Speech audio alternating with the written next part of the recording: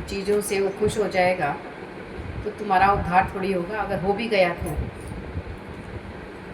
अगर उन चीज़ों में खुशी होती तो पहले ही मिल गई होती हम सबको। अगर हम ऐसा कर रहे हैं, सोच भी रहे हैं, तो भी हम अपने श्रेय साधन से गिर रहे हैं और खुद भी भटक रहे हैं और गुरु को भी भटकाने की कोशिश कर रहे हैं। इन चीज़ों में बोला आंतरिक खुशी नहीं है, क्षणिक खुशी है। बोला जैसे हम खुश होते हैं कोई चीज़ मिल जाए तो हम सोचते हैं शायद गुरु को भी इन्हीं चीज़ों से खुशी होती होगी। कहीं गए तो कुछ ले आए सामान, तो अब गुरु कुछ बोलेगा ही नहीं, शायद सामान ले लेगा, कुछ बोलेगा नहीं हमको। पर ऐसा नहीं है, गुरु को वो चीज़ चाहिए ही नहीं जो तुम लेकर आए हो। और क्यों लाए हो, क्या ज़रूरत है। तो सच के अधिकारी बनो, पहले सच के जिज्ञासु बनो, तो गुरु की मार भी अच्छी लगेगी। सच के अधिकारी को बोला हर बात वो अच्छी लगती है जो उसके उद्धार के लिए होती है, और जो ऐसे ही टाइम पास के लिए आते हैं वो सिर्फ अपने मतलब की बात उठाते हैं। भी सुन रहे थे, ज्वारी का जीतना भी अच्छा नहीं है। क्यों? क्योंकि अगर आज वो जीत गया तो कल दोबारा जुआ खेलेगा। और दुष्ट की मित्रता भी अच्छी नहीं है। दुष्ट व्यक्ति से मित्रता मत करना। जो भले तुम्हारे साथ तो अच्छा चलेगा ना, जो मित्र होगा तुम्हारा, तुम्हारे साथ तो अच्छा चलेगा, लेकिन तुम्हारे भविष्य के लिए अच्छा नहीं, तुम्हारे जीवन के लिए अच्छा नहीं। और अगर आज जुए में जीत भी गए तुम, संसार में तुमको प्रशंसा मिल भी गई, थोड़ी बहुत कहीं से किसी ने तुमको हार फूल माला भी चढ़ा दी, पर बोला वो तुम्हारे उद्धार के लिए नहीं है, वो बात तुम्हें गिराने के लिए है। ये बात समझो पहले अच्छी तरह से। ये गुरु क्यों बता रहा है? तो माया में जब उन्नति होती है ना तो कहते हैं गुरु जी का शुक्र है, गुरु जी का शुक्र है, ये काम हो गया, भगवान का शुक्र है। पर बोला अगर ना भी हो तो भी शुक्राना करो कि ज़रूर इससे भी अच्छा होगा। नहीं हुआ इसका मतलब इससे भी बेहतर होने वाला है ज़िंदगी में। और माया में जो तृप्त है तो बोला वो तो ऐसे है जैसे सुअर विष्ठा में खुश होता है। उसको विष्ठा ही अच्छी लगती है ना। क्या अच्छा लगता है सुअर को, बताओ? तो कभी गीता भगवान बोलते थे माया में खुश मत होना, भगवान को ढूंढना वहाँ पर कि क्या इसमें सच है, क्या इसमें जो गुरु ने बताया है वो उन्नति है मेरी। जो गुरु उन्नति चाहता है, क्या वो उन्नति है हमारी उसमें जो हम ढूंढ रहे थे? तो सच का जिज्ञासु सच से जुड़ी हुई बात ही ढूंढेगा, और झूठे को तो जो मिल जाए आसानी से उसी में खुश हो जाएगा। किसी ने थोड़ा सा मान सम्मान कर दिया, उसमें भी खुशी हो जाएगी थोड़ी देर के लिए, पर झूठ की कोई कीमत तो नहीं है ना। आज सब भले आर्टिफिशियल पहन रहे हैं, लेकिन उसको बेचने जाओगे तो मिलेगा तो कुछ नहीं ना। सच को समझोगे तो सच की वैल्यू है। भले सच तुमको चाहे कीचड़ में भी मिले, क्योंकि कमल कीचड़ में ही खिलता है, और गिन्नी गटर में गिरकर भी उसकी वैल्यू कम नहीं होती। और आर्टिफिशियल दुनिया है सारी, पर गुरु हमको रोज हमारे अंदर की समझ देना चाहता है कि तुम क्यों आए थे इस धरती पर। मनुष्य जन्म का उद्देश्य है क्या? केवल घूमना फिरना नहीं। बोला गुरु के यहाँ हमको टाट पे भी बैठना पड़े ज़मीन पर भी बैठना पड़े तो वो भी हमारे लिए अच्छा है।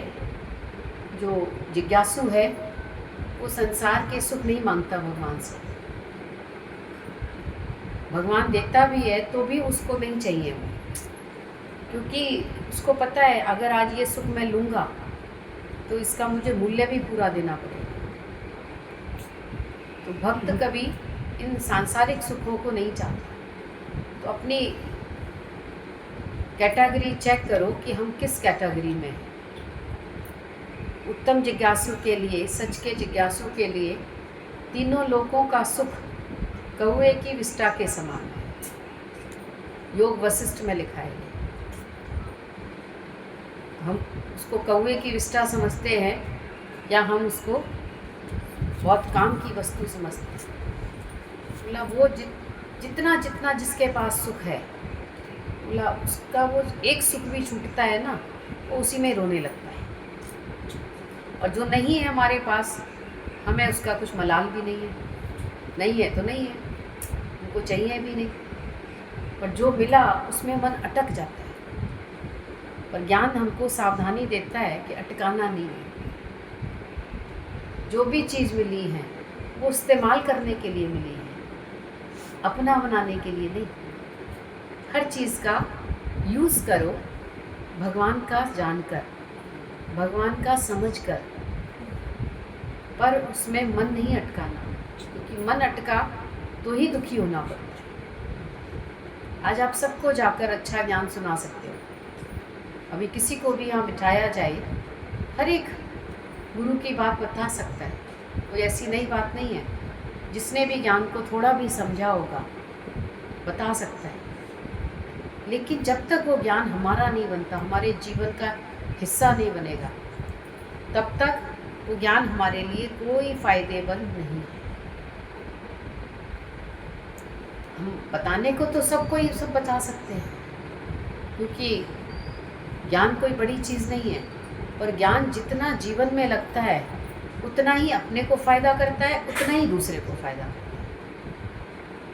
अगर जीवन में नहीं लगा तो ना तुमको फ़ायदा होगा, ना तुम जिसको जाके ये बताएंगे उसको फ़ायदा होगा। पर इस जगह बोला लेना देना करना पड़ता है, सौदा करना है गुरु से। और सौदा करे सच्चे आनंद का। और हम कौन सा सौदा करते हैं? बाहरी वस्तुओं का। तो बाहरी वस्तुएं तो मिलेंगी भी, प्रारब्ध की हैं, प्रारब्ध की हैं। शरीर की जितनी प्रारब्ध होगी उतनी मिलेगी। लेकिन उसके बाद वो वस्तुएं तो यहीं छूट जाएंगी, यहीं रह जाती है। धरती का कुछ रह जाता है साथ में? कुछ भी नहीं जाता। पर जिस पर्पस से ये मिला मनुष्य जन्म, क्या हमने वो पूरा किया? वो अपने अंदर रोज चेक करो, मुक्ति का घंटा बजता है। क्या गुरु तुमसे खुश है? क्या तुमने वो काम किया जो गुरु चाहता है? गुरु का इशारा हमको समझ आता है? हम क्या, गुरु क्या चाहता है हमसे? गुरु को चाहिए क्या? अभी बोला ना, ये चीज़ें देखकर खुश नहीं करो। अभी गुरु जी ने बोला कि तुम हमको पूछते हैं कि हम क्या दें, तो बोला तुम देखो हमारे घर में क्या कमी है।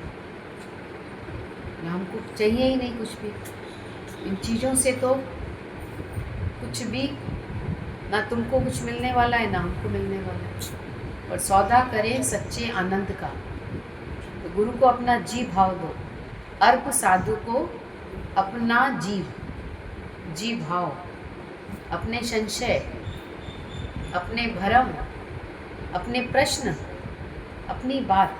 तो बोला जितना जितना हम प्रश्नों का समाधान करते जाते हैं, जितने जितने संशय निवृत्त करते जाते हैं, उतना उतना हमारा मन संभलता जाता है। बहुत लोग ऐसे होते हैं जो संशय रखते हैं पर बैठकर बात नहीं करते, समाधान नहीं करते, तो वो फिर वहीं उनकी सुई अटक जाती है। और वो सुई चाहे ब्रह्मा विष्णु महेश भी उतर आए तो वो आगे नहीं बढ़ा सकते, क्योंकि मन वहीं अटका हुआ है। गुरु मिला है तो पूरा फ़ायदा भी ले लो। कल इसमें पढ़ रहे थे, नए जीवन की शुरुआत 7 फेरों से होती है। वैसे ही 7 वचनों का मंगल सूत्र गुरु भी पहनाता है। तो पहला था वफादारी, दूसरा था ईमानदारी,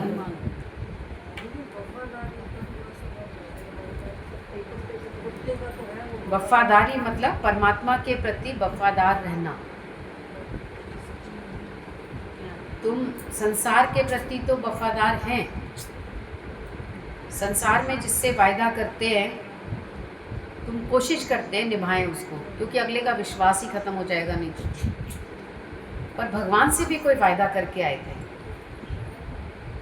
हर एक व्यक्ति वायदा करके आया है। जब गर्भ में उल्टा लटका था और जान तेरी को मरने का खटका था, उस समय तुमने किसको याद किया था?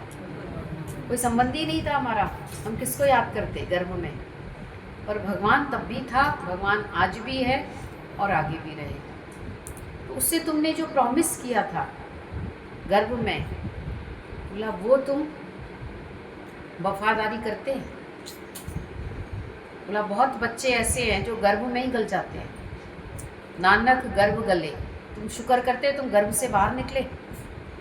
कितने शुक्राने करें हम? शुक्राने की कोई एक बात नहीं है। अभी किसी का 8 महीने का बेबी, बोला ख़त्म हो गया, पैदा ही हुआ तो डेथ हो गई। अब 8 महीने उसने कितना परहेज रखा होगा, पाला होगा उसको, कितनी प्रिकॉशन रखा होगा, कितना पैसा खर्च होता है इसका, कितनी मतलब सारी बातें, शरीर को भी तकलीफ़ हुई, धन भी हुआ, बहुत सारी बातें होती हैं। और वो गर्भ में ही चला गया। जान तो आई होगी ना, 8 महीने में जान तो आई जाती है। तो उसका इतना ही कर्म का हिसाब किताब था। पर भगवान ने तुमको इतना मौका दिया है, क्या तुम उसके प्रति वफादार हो? कल बात यही बताई गई थी, भगवान ने तुमको इतना समय दिया है, क्या तुम भगवान के लिए समय देते हैं? थोड़ा सा ये वफादारी करो। भगवान ने बहुत दिया समय हमको, इतना लंबा समय तो दे चुका है भगवान, और आज भी दिया है उसने। क्या हम वफादार हैं परमात्मा के प्रति? जैसे आए थे क्या वैसे ही हो आज? जैसे भगवान ने तुमको बिल्कुल शुद्ध स्वरूप भेजा था, क्या तुमने वैसा ही जीवन रखा है अपना, या मन के साथ मिलकर शैतानी कर ली है? ये गड़बड़ है। तो जो शुद्ध स्वरूप तुमको भगवान ने भेजा, और गुरु उसी को तुमको फिर से याद दिलाता है। और जो चालाकी है वो भगवान की प्राप्ति में रुकावट है। चालाकी सबके अंदर थी, ज्ञान मिलने से पहले सब चालाक थे, पर ये चालाकी परमात्मा से जुड़ने नहीं देगी। तो ईमानदारी बताई, दूसरा मोती बताया मंगल सूत्र का, ईमानदारी। पहले वफादार बनो, फिर ईमानदार भी बनोगे। और ईमानदार नहीं हुए तो बोला चुकता तो करना पड़ेगा। आज हम किसी का भी अगर मार लेते हैं पैसा, आज उसको हो सकता है उसका शरीर पूरा हो जाए, हमने उससे लिया और वो पूरा हो गया उसका शरीर, किसी को पता भी नहीं है, तो हमें तो पता है ना। तो आज तो नहीं तुमने दिया, लेकिन किसी ना किसी रूप में वो ले लेगा, और नहीं हुआ तो जन्मों जन्मांतर तक भी देना पड़ेगा। ये भी ध्यान रखना। तो ईमानदारी परमात्मा से जोड़ती है हमको, और बेईमानी परमात्मा से अलग करती है, क्योंकि भगवान को ईमानदार भक्त ही पसंद है। ईमानदारी अपने से, ईमानदारी भगवान से रखो, ईमानदारी गुरु से भी रखो। कि तुम क्या क्या छिपाते हैं, क्या क्या तुमने शेयर की है बात, ईमानदारी बहुत ज़रूरी है। तीसरा बताया शुक्राना। तो तीसरा वचन है शुक्राना, जो रात दिन बताया जा रहा है। हर पल का शुक्राना, विपरीत चलने वालों का शुक्राना। अगर वो नहीं चलते तो हम भी परमात्मा से नहीं जुड़ते, क्योंकि विपरीत जो चल रहा है, कहीं ना कहीं कोई कर्म तो सामने हमारा ही आ रहा है। तो इसलिए उसका शुक्राना करोगे तो वो कर्म कटेगा। और अगर उसके प्रति तुम फिर उल्टे हो जाते हैं, विपरीत से तुम भी विपरीत होकर चलते हैं, तो उससे बोला फिर आगे कर्मों का खाता बंद ही नहीं होगा। कर्मों का खाता बंद करने के लिए बोला शुक्राना, परमात्मा का हर बात का शुक्राना। भगवान ने जो भी तुम्हारे साथ किया है आज तक, वो तुम्हारी भलाई के लिए ही किया है, क्योंकि भगवान ही माता पिता है। तुम माता पिता है तो तुम कभी बुरा नहीं करते बच्चे का। चाहे बोला ना जेल में भी होगा बेटा तो उसको माँ खाना लेके जाती है। अब जेल में किसी ना किसी कारण से तो पहुँचा है वो, कोई तो गलती ज़रूर होगी, हो सकता है छोटी गलती हो, लेकिन फिर भी माँ के अंदर भगवान ने इतनी दया भर दी है। तो भगवान भी दयालु है, लेकिन वो इंसाफ भी करता है साथ। माँ तो ममता की मारी हुई होती है, लेकिन परमात्मा हमारा सच्चा माता पिता है। सच्चा माता पिता में और बोला अंतर है दुनियावी माता पिता में। दुनियावी माता पिता केवल अपने स्वार्थ के लिए बच्चे की पालना करते हैं, लेकिन परमात्मा ने हमारे कर्म काटने के लिए हमको ऐसा हिसाब किताब दिया है। तो शुक्राना हर बात में करें, केवल अच्छे अच्छे में शुक्राना नहीं।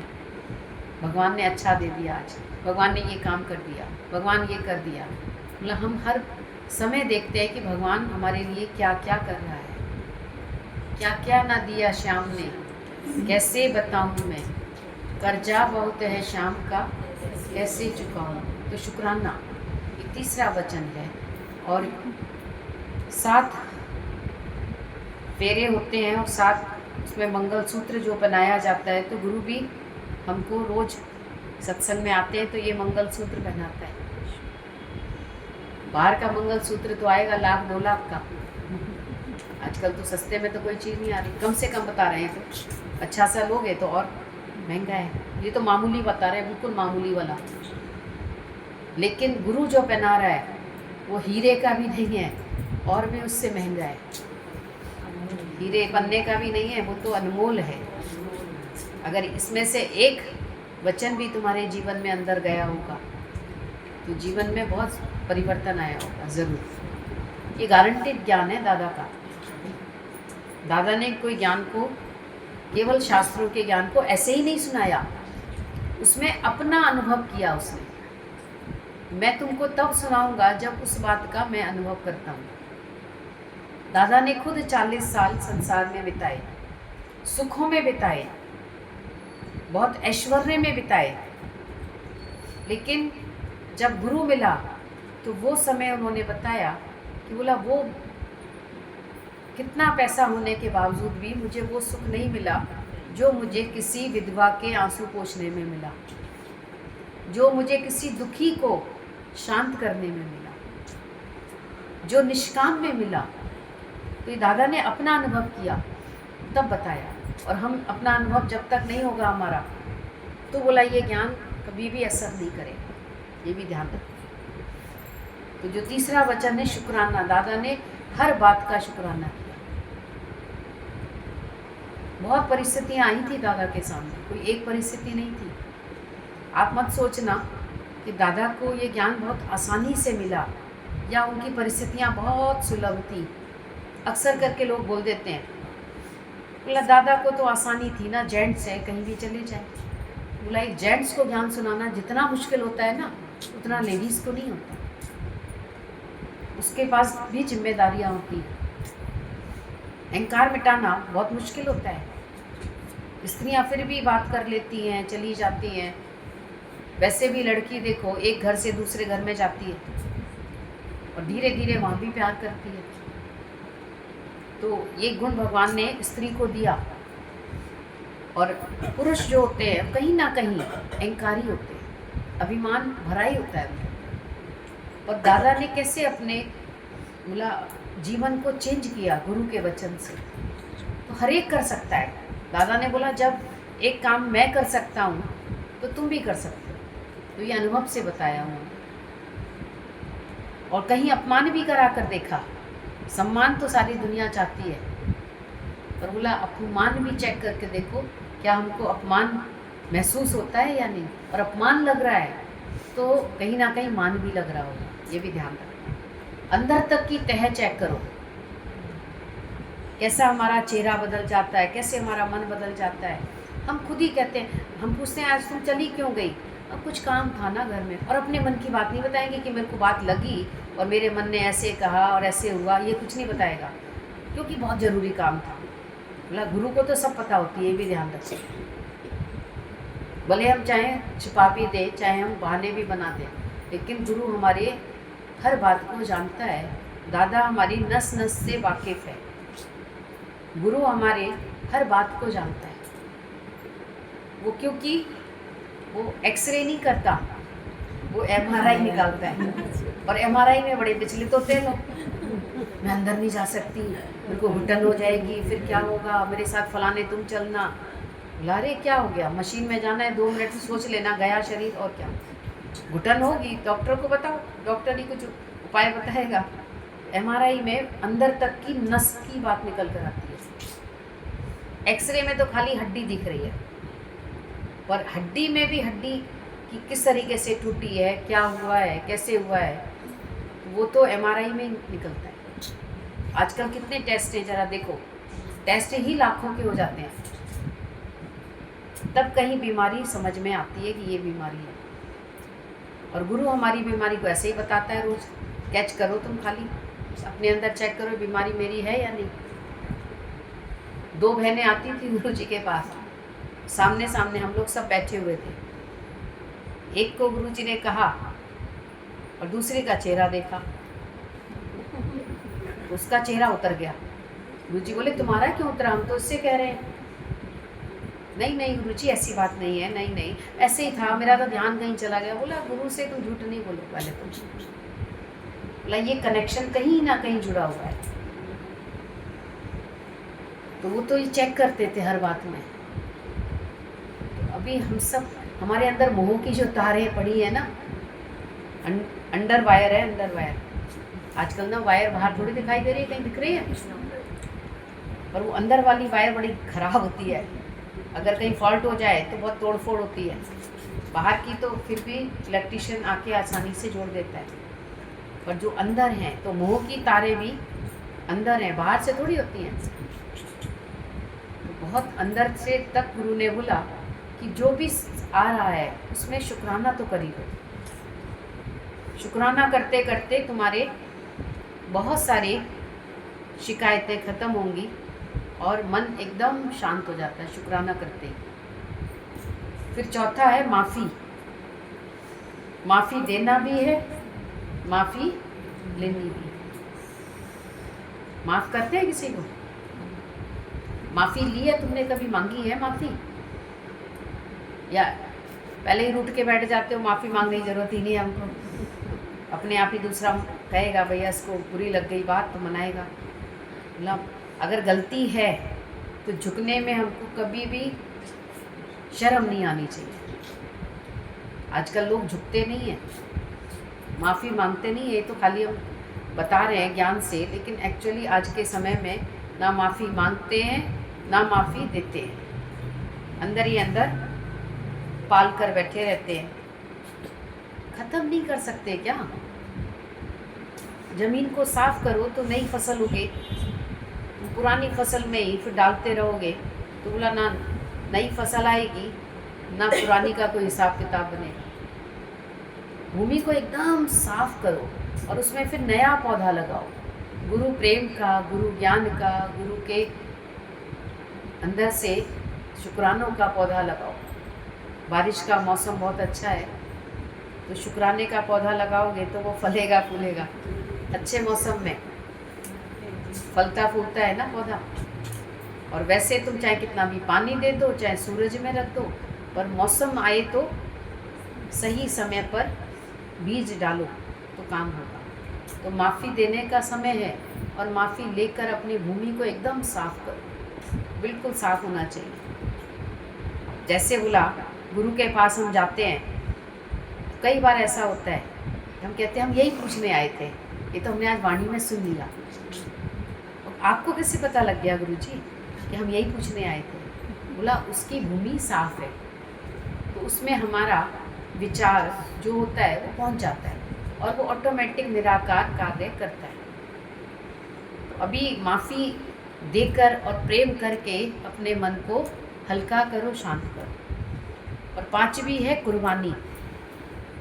कुर्बानी हमने की है कभी ज्ञान के लिए, कुर्बानी की है निष्काम के लिए, कुर्बानी की है गुरु के कार्य के लिए, गुरु की सेवा के लिए कभी कुर्बानी करते हो? देखो कितनी बात आती है, कैसे भक्त हुए हैं इस धरती पर, कैसे शिष्य हुए हैं गुरु के, जिसने बोला देखा ही नहीं अपना सुख, अपना दुख, अपनी बात, और उन्होंने सिर्फ गुरु के प्रेम में अपने जीवन को बिल्कुल स्वाहा कर दिया। वो कुर्बानी होती है। कुर्बानी ये नहीं होती हम आ गए जी, हम कुर्बानी, क्या कुर्बानी की हमने? आज खाली बैठे थे तो हम आ गए, आज सुविधा थी, आज कुछ कारण नहीं था तो हम आ गए। बोला कभी मन नहीं कह रहा है तब आके दिखाया है तुमने। कुर्बानी, तन मन धन की कुर्बानी, तीनों की कुर्बानी होती है, तब कहीं जाकर बोला भगवान मिलता है। तन की कुर्बानी की है हमने, जरा सा भी तन में कोई हालत आ जाए ना एकदम से, अब मैं ना 4 दिन सत्संग नहीं जाऊंगी, क्यों? मेरे को तकलीफ हो गई है। तुम पहले ही कह देते हो सत्संग नहीं जाऊंगी, तो भगवान 4 क्या तुम्हें 40 दिन सत्संग नहीं लाएगा, क्यों तुम ऐसे मन में लाते हो ये बात? ठीक है, भगवान चाहेगा तो हो सकता है एक पल में ठीक कर देता है भगवान को। भगवान के हुक्म में चलना सीख लो बस खाली। ऐसे ऐसे चमत्कार करता है भगवान जो हम सोच भी नहीं सकते, और ये केवल भक्त देख पाता है, ये दुनियावी लोग नहीं देख पाते। जो उसकी महिमा में रहता है हर वक्त, जो उसके प्रेम में रहता है, वो देखता है। लंगड़ा भी चल के आ जाता है सत्संग का, काशी पहुंच जाता है, अंधे को भगवान का दर्शन होता है। सूरदास भगत को कृष्ण का दीदार हुआ। कितने भक्त हुए हैं भगवान के? सूरदास माना जिनको भगवान ने आंखें नहीं दी या कमज़ोर आंखें दी। दादा के समय में थी एक, लखनऊ में थी, वो जन्मांध थी, मतलब उन आँखों में रोशनी ही नहीं थी उसको, लेकिन कितना कैच किया उसने दादा की बात को। गुरुजी कहते थे वो ऐसे टटोल टटोल के जाती थी, निष्काम करके आती थी अपने घर के पास ही। बोला सब लोग उसका इंतज़ार करते थे, आज आएगी तो गीता सुनाएगी, और उसको आँख ही नहीं दी है तो गीता कैसे सुनाती होगी, पढ़ती कैसे होगी? तो वो कहती थी जिसके पास जाती थी, तुम गीता का ये श्लोक पढ़ो, अर्थ मैं बताऊंगी जो दादा ने मुझे बताया, और इतना बढ़िया बताती थी। तो तुम तो कहेंगे अभी तो मेरी नज़र कमज़ोर हो गई है, तो हो गई तो क्या हो गया, बहुत कर लिया तुमने, कौन सा भगवान का काम किया? नज़र कमज़ोर भी तो संसार में की है हमने, दाल बीन बीन के साफ कर करके, वो संसार के ही तो काम करके नज़र कमज़ोर की हमने। कौन सा हमने भगवान का काम करके किया नज़र कमज़ोर? कौन सा तुम वाणी लिखते हो? कौन सा तुमने गुरु को कोई डायरी लिख के दी है? ये डायरी हमको किसी ने लिख के दी है? तो कुछ कार्य तो कर सकते हो ना, कुर्बानी तो करोगे तभी होगी। बस खाली खाना बना लिया घर में, फिर नाश्ता कर लिया, सो गए, फिर खाना बना लिया, फिर खाया, फिर सो गए, फिर सत्संग। कोई कुछ है हमारी कुर्बानी? चेक तो करो, क्या हम थोड़ा सा भी भगवान के निमित्त अपना समय देते हैं, कुर्बानी कर रहे हैं? कुछ तो सेवा होनी चाहिए ना हमारी भी, कुछ तो योगदान होना चाहिए। ब्रह्म ज्ञान का यज्ञ चल रहा है, और इस यज्ञ में अगर हमने कोई कुर्बानी नहीं की तो जीवन हमारा किस काम आया? तन मन धन कोई काम आया हमारा? दादा ने तो अपना पूरा जीवन लगाया, लास्ट तक उसी निष्काम में रहे दादा। सबको ही पता है, खुली किताब है यहाँ पर गुरु का जीवन, गीता भगवान का जीवन के बारे में भी सब जानते हो कि उसने भी अपना जीवन पूरा इसी कार्य में दिया और अपने भक्तों के लिए दिया, और कोई एक्सपेक्टेशन नहीं की किसी से भी, कुछ चाहिए ही नहीं उनको। उसके बाद गुरुजी को देखा, सबने देखा, जो भी यहाँ बैठे हैं काफ़ी लोगों ने देखा है। बोला उन्होंने अपने तन मन धन की कुर्बानी की, अपने शरीर की कुर्बानी की। कौन करता है बताओ? अपना बोला ना, तुम्हारे रक्त से तुम्हारा बच्चा बनता है। पर गुरु बोला कैसे, हम सब के लिए एनर्जी देता है ऐसा। तो कुर्बानी वो कर रहा है, थोड़ी हम भी कर लें निष्काम में अपना, हम भी तो आहुति दें। नहीं दोगे तो कैसे तुम्हारा। झांसी की रानी ने देश की लड़ाई में कुर्बानी की अपनी, सबको पता है कैसे वो अपने बच्चे को भी लेकर लड़ाई के लिए गई, भले वो मारी गई, लेकिन आज कितनी जगह झांसी की रानी का फोटो है, जाके देखो तुम। झांसी का नाम ही आज उसी से मशहूर है आज। उसके अलावा भी पूरे देश में है हर जगह। भले देश आज़ाद नहीं हो पाया, लेकिन उसने कोशिश तो पूरी करी। तो कोशिश करने वालों की कभी हार नहीं होती। कुर्बानी करो तो सही, एहसान मत जताओ किसी को, पर अंदर से खुशी मिलेगी तुमको जब तुम अंदर से थोड़ा भी समय भगवान के लेखे लिखते हैं। हमसे पूछेंगे आप बताइए, खुद ढूंढो ना कोई कार्य मिल जाए तो। जिसको सेवा करनी होती है वो गुरु के घर जाके कहीं ना कहीं ढूंढ लेता है, कोई ना कोई काम कोने में मिल जाता है उसको कोई काम। अब आप बताइए, हम जा रहे हैं लखनऊ तो हम क्या वहाँ पे सेवा करें? अरे तुमको जो मिल जाए, जो गुरु के घर में दिख जाए कर लो। बता के थोड़ी ना, यहाँ अपॉइंट थोड़ी किया है किसी ने। तो अंदर से मन में सेवा भाव होगा तो कुर्बानी होगी। और फिर है उसके बाद नम्रता, 7 वचन है ना, नम्रता, और ये अंत तक रहनी चाहिए। ये गुण बोला जीवन में हमेशा रहे, तभी अंत तक तार जुड़ी रहेगी। और अहंकार आया तो नम्रता गायब होगी। जब जैसे ही अहंकार जिस दरवाजे से आता है, बोला नम्रता प्रेम उसी दरवाजे से निकल भी जाता है। ये भी ध्यान रखना। तो अहंकार को मत आने देना। नो एंट्री का बोर्ड लगाओ। क्यों आए हो तुम, क्या बोलने आए हो मुझसे? नहीं, अंदर वाला मन क्या कहता है, मैं तो बहुत गुणवान हूँ पहले से ही, सत्संग में तो खाली सुनने आ गई खाली। बोला गुणवान नहीं हो तुम, हो कुछ नहीं। जब तक अंदर से इस अभिमान को नहीं मिटाओगे, मैं कुछ नहीं था, ना कुछ हूँ, ना कुछ होऊंगा कभी, तब नम्रता रहती है। चरण धूल तेरे जन की होवा। अगर कोई भी कुछ कह देता है उसके आगे भी विनम्रता रखो, चाहे कोई सत्संगी भी कहते हैं, कोई बात नहीं। और गुरु के आगे तो बोला अंदर से मन हमेशा ही झुका रहना चाहिए, क्योंकि अहंकार हमारे सब करी कराई मेहनत को ख़त्म कर देता है। ये भी ध्यान रखना। अहंकार तुमको बोला कहीं का नहीं रहने देगा। तो नम्रता सबसे अच्छा गहना है। अब भले वो सोने चांदी के गहने पहनो या ना पहनो, लेकिन नम्रता का गहना ज़रूर पहनो। पहनो पहनो री सुहागिन ज्ञान गजरा, और उसमें नम्रता का गहना बनाया गया। जब कोई भी आता है सत्संग में तो गुरु उसको ये ज्ञान का पूरा गजरा पहनाता है। क्या क्या पहनना है तुमको, पूरा श्रृंगार कराता है। और श्रृंगार करके कितना अच्छा लगता है फिर।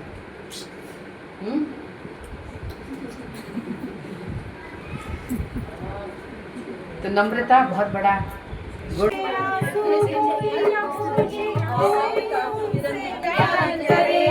जिसके साथ दुनिया वाले मतलब का व्यवहार करे, जिसके आंसू कोई न पोंछे, कोई न जिनसे प्यार करे, जिनके साथ दुनिया वाले मतलब का व्यवहार करे, दुनिया जिसको ठुकराए उसमें बलगल लगाता है, मेरे सिराने खड़ा कन्हैया सिर पर हाथ फिराता है, सिर पर हाथ फिराता है। प्रेम की डोर बंधी प्रीतम से जैसे दीपक बाती है, कदम कदम पे रक्षा करता वो सुख दुख का साथी है।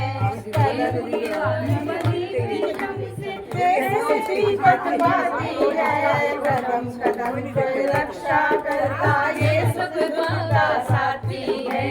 जब कोई रास्ता नहीं सूझे ज्ञान का दीप जलाता है, मेरे सिराने खड़ा कन्हैया सिर पर